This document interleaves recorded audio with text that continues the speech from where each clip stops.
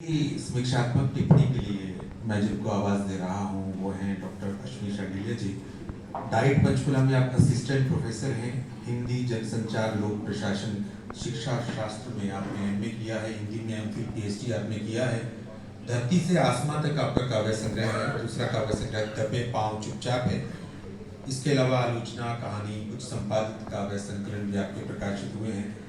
इसके अलावा बहुत सी आपकी रचनाएं विभिन्न पत्र पत्रिकाओं में, आपके आलेख, आपकी कहानियां, आपकी कविताएं, हास्य व्यंग्य रचनाएं प्रकाशित होती रहती हैं। दूरदर्शन से, आकाशवाणी से हम आपको देखते रहते हैं, सुनते रहते हैं। तो आप सबकी तालियों के साथ मैं आमंत्रित करूंगा डॉक्टर अश्विनी शांडिल्य।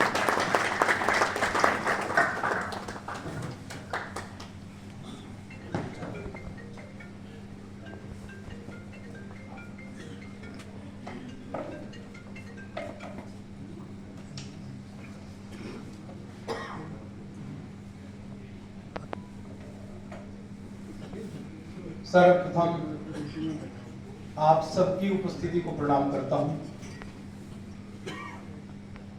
मंच को नमन करता हूं, जहां पर राष्ट्रीय साहित्य अकादमी के अध्यक्ष आदरणीय श्री माधव कौशिक जी, श्री नरेश कौशल जी, विशाल लूथरा जी जैसी हस्तियां जिस कार्यक्रम में उपस्थित हों तो उस कार्यक्रम की गरिमा की गारंटी तो अपने आप ही बन जाती है।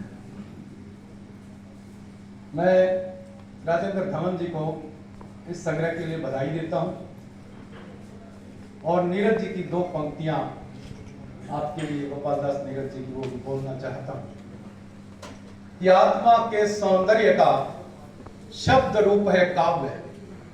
आत्मा के सौंदर्य का शब्द रूप है काव्य। मानव होना भाग्य है तो कवि होना सौभाग्य। मैंने इस पुस्तक की समीक्षा की है। उसका शीर्षक दिया है स्मृतियों से संवाद की अभिव्यक्ति। कविता अहम की करुणा, प्रेम, सुख दुख की अनुभूतियों की अभिव्यंजना द्वारा वयम तक की यात्रा करती है। जब कविता विश्व चेतना से नहीं जुड़ती, जब तक कविता विश्व चेतना से नहीं जुड़ती, तब तक वह अपने उद्देश्य को प्राप्त नहीं कर पाती। आचार्य रामचंद्र शुक्ल ने कविता के विषय में कहा है, जिस प्रकार आत्मा की मुक्तावस्था ज्ञान दशा कहलाती है, उसी प्रकार हृदय की मुक्तावस्था रस दशा कहलाती है। हृदय की इसी मुक्ति की साधना के लिए मनुष्य की वाणी जो शब्द विधान करती आई है, उसे कविता कहते हैं। अपने हृदय की मुक्ति के लिए राजेंद्र धवन ने काव्य संग्रह मैं सागर खारा तुम नदी मीठी में 66 कविताएं प्रस्तुत की हैं। अब आपको हैरानी रहेगी कि सबने 70 कही, मैं 66 कहा, क्योंकि 4 कविताओं की पुनरावृत्ति हो गई इसमें, और कवि की नजरों से भी बच गई और प्रकाशक महोदय की नजरों से भी पता नहीं कैसे बची यह गलती। इनमें अधिकांश रचनाएं प्रेम की अभिव्यक्ति हैं। प्रेम की प्रकृति को कवि अनायास ही इस प्रकार व्यक्त करता है, प्रेम तो पीपल का बीज निकला, प्रेम तो पीपल का बीज निकला, जहां सोचा भी नहीं वहीं पनपा। पृष्ठ 18। यहां कवि ने प्रेम के प्रस्फुटन की तुलना पीपल के बीज से करके यह कहने का प्रयास किया है कि प्रेम संभाव्य की सीमा के पार भी पैदा हो सकता है। यह भाव अपने आधार भूमि स्वयं खोज लेता है।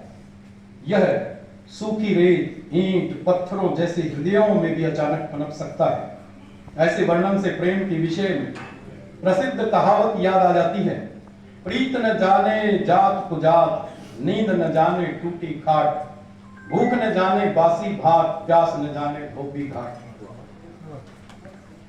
प्रेम जब तक विरह की तपन से नहीं गुजरता, तब तक उसमें ठहराव, गहराई, निखार और परिपक्वता नहीं आती। इस संग्रह में भी स्थान स्थान पर कवि के विरह को अनुभव किया जा सकता है।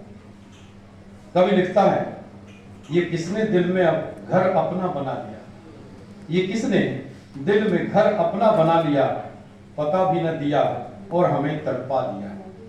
पृष्ठ 19। देखो मित्तल जी हंस रही हैं आपकी तरफ देख के। प्रेम में स्मृतियों का अदृश्य धागा प्रिय से जुड़े रहने का भावात्मक माध्यम बनकर मन संचार का कार्य करता है। कवि इन्हीं यादों के सहारे एकालाप द्वारा प्रिय से संवाद करता है। रातें हैं खामोशी भरी, रातें हैं खामोशी भरी, शोर बस तेरी यादों का है। पृष्ठ 22। हर आहट पर कह रही धड़कन, तुम आए हो, तुम ही आए हो।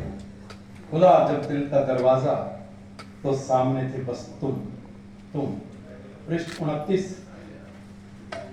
प्रेम को कुछ लोगों द्वारा दिल का रोग भी कहा गया है, क्योंकि यह जब हो जाता है तो इसे भुलाया नहीं जा सकता।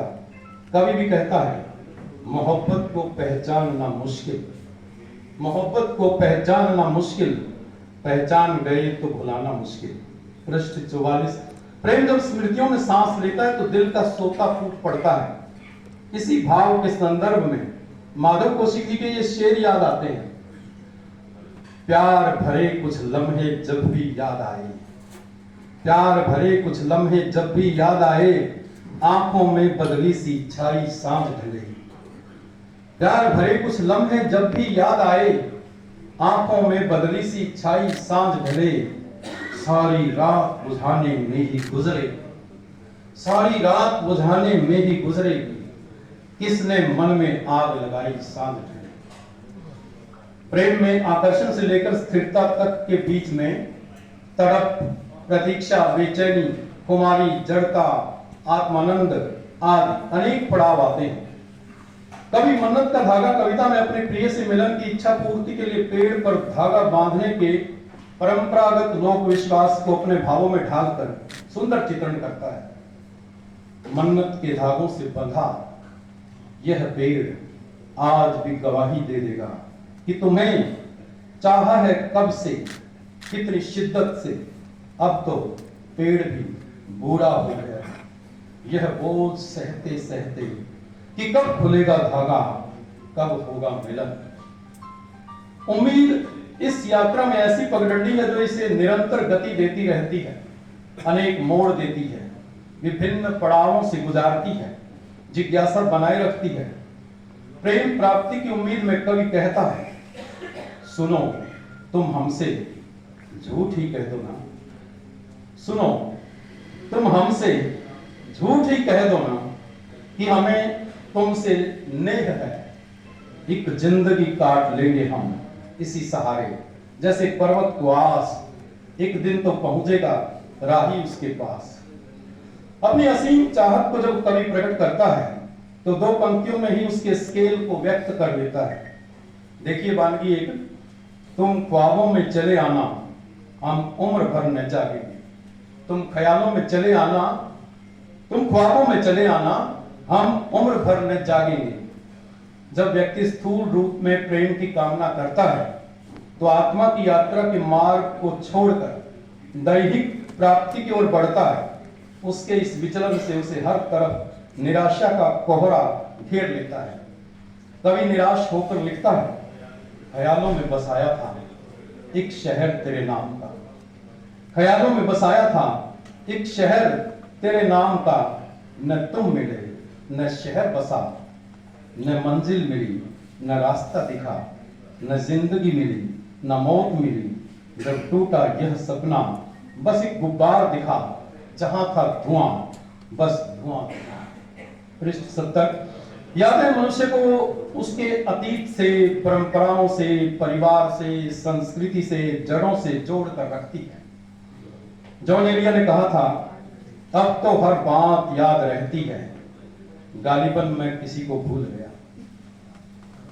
रिश्तों में नदी का कल कल करता सुंदर संगीत में ढलता बहाव हो या किनारे तोड़कर अस्त व्यस्त करता सैलाब, यह सब कुछ यादों में ही जीवित रहता है। यादों के कारण उमड़े अंदर के सैलाब को नासिक आदमी कुछ इस तरह व्यक्त करते हैं, इस कदर रोया हूं तेरी याद में, इस कदर रोया हूं तेरी याद में, आईने आंखों के धुंधले हो गए। राजेंद्र धवन की कविता यादों का दरख्त इस संग्रह की सबसे सुंदर रचना है। इसमें दरख्त के माध्यम से जीवन की यादों का सुंदर रूपक प्रस्तुत किया गया है। देखिए एक उदाहरण, यादों का दरख्त हो गया है कितना बड़ा घना, एक एक डाल पर कितनी कितनी उगाई है यादें। उस डाल पर है बचपना, स्कूल के दिन और दोस्तों से झगड़ना। इस डाल पर बसी है गृहस्थी, खून पसीने की मेहनत, जिंदगी भर की कमाई। पेड़ की इस डाल पर जीवन की सांझ और कृष कायम में। पृष्ठ 83। यहाँ कवि ने खट्टी मीठी यादों के सहारे सबके जीवन की सच्ची झांकी प्रस्तुत कर दी है। कोमल भावनाओं से घिरा कवि संयोग और वियोग की धारा में गोते लगाते हुए भी अपने परिवेश से अछूता नहीं रह सकता। इस संग्रह में भी कवि की परिवेशगत संवेदना का स्पंदन शब्दों का लिबास पहनकर झांक रहा है। नैतिकता की धंसती जमीन में दरकते मानव मूल्यों का चित्रण कवि इस प्रकार करता है। तू पढ़ मत आज का अखबार, तू पढ़ मत आज का अखबार, लेकिन है इसमें गम के तराने बहुत। पन्ना पलटते ही दिखेगी तस्वीर तेरे समाज की। यहाँ पैसा ही सब, पैसा ही रब, पैसे के लिए कटते काटते लोग, शब्द खो गए हैं, अर्थ लापता हो गए। तू पढ़ मत आज का अखबार। पृष्ठ 63। यह कवि ने मीडिया के चरित्र की ओर भी संकेत किया है, जो अच्छी, सकारात्मक और मानवता को पोषित करने वाली खबरों को पीछे धकेल कर केवल बुराई को ही उद्घाटित करने में अपने कर्म की सार्थकता मान बैठा। मनुष्य के जीवन में मां की भूमिका अतुलनीय होती है। शारीरिक, मानसिक, भावनात्मक तथा सामाजिक रूप में व्यक्ति के विकास का सबसे बड़ा आश्रय और पाठशाला मां ही होती है। कवि भवानी प्रसाद मिश्र ने जेल में मां को याद करते हुए लिखा था, मां की जिसकी स्नेह धारा का यहां तक भी पसारा, मां की जिसकी स्नेह धारा का यहां तक भी पसारा, मां की जिसकी गोद में सर रख लिया तो दुख नहीं थे। सिर्फ मां ही नहीं, इस पुस्तक में कवि ने मां के विषय में लिखा है, सिर्फ मां नहीं है वह, सिर्फ मां नहीं है वह, मेरा सारा संसार है। जमाने भर की खुशियां हैं, तपती धूप में ठंडी छांव है, तम में रोशनी, तारों में चांद, निराशा में हिम्मत, ये घर की छत है। भटकी राह में जो अंगुली पकड़ खड़ी है, वह कोई और नहीं, मेरी मां है। इस कविता में मां की विशेषताओं की व्याख्या के अनेक अवसर हैं। धूप में ठंडी छांव, तम में रोशनी और तारों में चांद आदि में सुंदर प्रतीकार्थ प्रस्तुत किया गया है। कवि जब यह कहता है, आसमान में लकीर खींचते हैं, समुद्र की प्यास बुझाते हैं, सूरज को रोशनी दिखाते हैं, आज कुछ बड़ा करते हैं। पृष्ठ 26। तब वह व्यक्ति के हौसले को बड़ा करने का संकल्प लेता दिखाई देता है। रोटी से बड़ा न कोई ईश्वर। इस कविता में कवि ने पेट की भूख का सत्य उजागर किया है। समंदर है मेरे अंदर कविता में आत्मविश्वास और पौरुष का चित्रण इस प्रकार किया गया। इसमें कविता में हिमालय तू होगा ऊंचा, हिमालय तू होगा ऊंचा, हौसला मेरा कम नहीं है। प्रशंसा से पिघलते नहीं, आलोचना से उबलते नहीं।